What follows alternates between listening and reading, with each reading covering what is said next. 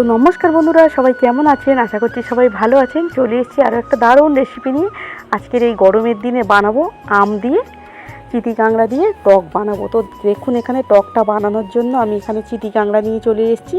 ডাল বেটে নিয়েছি, ডাল দিয়ে বানাবো টকটা। তো এই যে ডাল বাটা মানে ডালের যে বড়া করে টকটা, এই টকটা তো অসাধারণ টেস্ট লাগে। তো এই যে ডালের বড়াগুলো ভেজে নিচ্ছি আমি সুন্দর করে। আর ডালের বড়াটা তো ডালটাকে একটু বেশি করে ফাটিয়ে নেবেন, যত বেশি ফেটাবেন তত সুন্দর কিন্তু খেতে লাগবে। তো দেখুন, এখানে ডালের বড়াগুলো আমি সুন্দর করে ভেজে নেবো, আর যে কটা আছে ভালো করে ভেজে নেবো লাল লাল করে। আর এই ভাত পাতে যদি হয় এই গরমের সময় এরকম সুন্দর টক, তো আর কিছুই লাগবে না, অসাধারণ লাগে খেতে জানেন। তো এই যে বড়াগুলো আমার ভাজা হয়ে গেছে।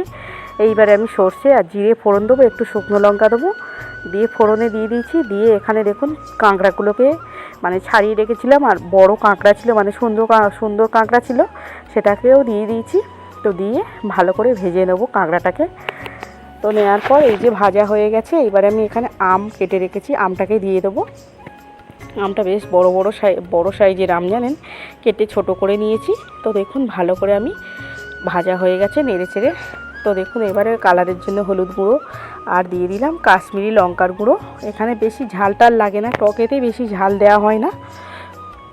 আর পরিমাণ মতো লবণ দিয়ে দিয়েছি। তো দিয়ে দেখুন এখানে জল দিয়ে দিয়েছি। জলটা একটু বেশি করেই দেবেন, কারণ জল বেশি করে দিলে হয় কী হয়, মানে বড়া আছে তো বড়াটা অনেকটাই ঝোলটা টেনে নেয় জানেন। তো চলুন বসিয়ে দিয়ে এবারে বাইরেটা আপনাদের সঙ্গে একটু শেয়ার করি। আমার এই পুদিনা গাছগুলো দেখুন ওপরে ছিল, তো ছাদের উপরে ছিল, মানে জল পায়নি, কেমন হয়ে গেছিলো। আবার নিচে যখন অন্য জায়গাতে বসিয়েছি বেশ তরতাজা হয়ে গেছে। আর এই যে দেখুন জামরুল গাছটা আপনাদেরকে তো আগেও দেখিয়েছি, তখন ছোট ছিল জামরুলগুলো, এখন বেশ বড় বড় হয়েছে খাবার মতন। তাই ভাবলাম যে রান্না করতে করতে একটা তুলে খাই কেমন হয়েছে দেখি। তো আগেও কয়েকটা হয়েছে, পুজো দিয়েছিলাম আর খাওয়া হয়নি। বেশ মিষ্টি জানেন, খুব মিষ্টি হয়েছে এই জামরুলটা। আর এত পোকাতে নষ্ট করছে, সব ফেলে দিচ্ছে জানেন। এই যে পোকা এত নষ্ট করছে, মানে কি করা যায় আপনারা প্লিজ কমেন্টে জানাবেন। তো এই যে দেখুন, তো চলুন এবারে রান্নাঘরের দিকে ফিরে যাওয়া যাক খেতে খেতে। তো খুব সুন্দর মিষ্টি। তো এই যে চলে এসেছি এইবারে রান্নাঘরের দিকে। এসে দেখছি যে টকটা হয়ে গেছে, আমটাও সিদ্ধ বেশ হয়ে গেছে।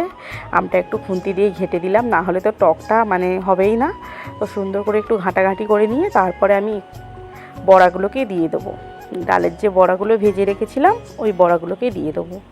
এই টকটা তো অসাধারণ টেস্ট হয়, আপনারা পারলে এই গরমের দিনে একবার এই আম দিয়ে বানিয়ে দেখবেন, অসাধারণ খেতে লাগে। তো এই যে বড়াগুলোকে দিয়ে দিয়েছি কথা বলতে বলতে। তো দিয়ে একটু ফুটিয়ে নেবো, বড়াটার ভিতরে টকটা তো ঢুকবে, তো একটু ফুটিয়ে নেবো মিনিট দুয়েক।